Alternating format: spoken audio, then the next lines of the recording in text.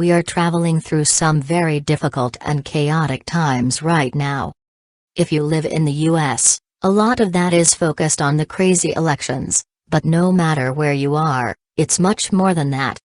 Humanity is stepping into a new energy threshold soon, with choices that need to be made about the kind of world we want.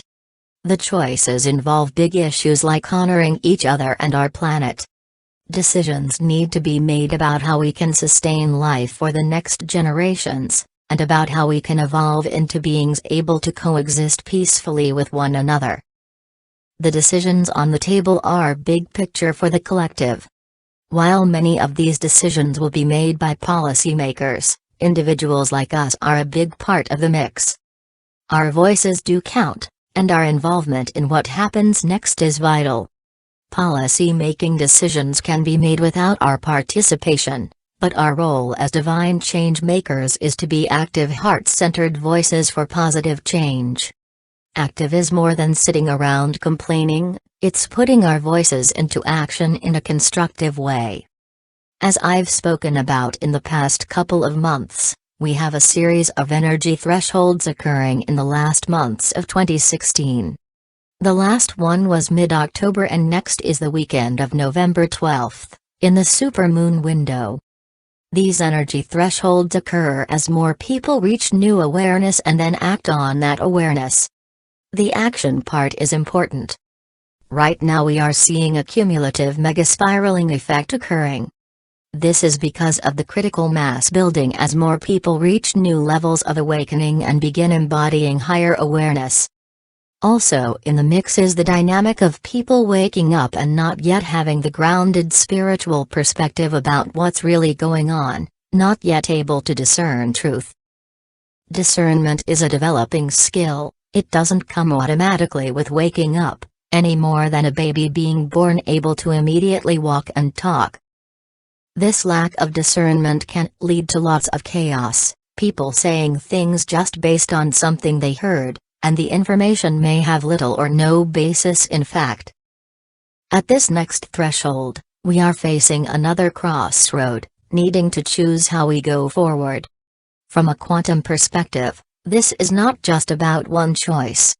It's about a whole new mindset of approaches and responses. The best way to move through the crossroad is do so consciously, becoming awake to the choices presented and pick the highest ones. Discernment will be required to choose wisely. This weekend lots of unprocessed emotions will be on the surface, and some flying in the air as people express their upset with how things are, and potential dire consequences of situations such as the US elections. As dramas escalate on the world stage, do what you can daily to find a sense of humor and lightness of being.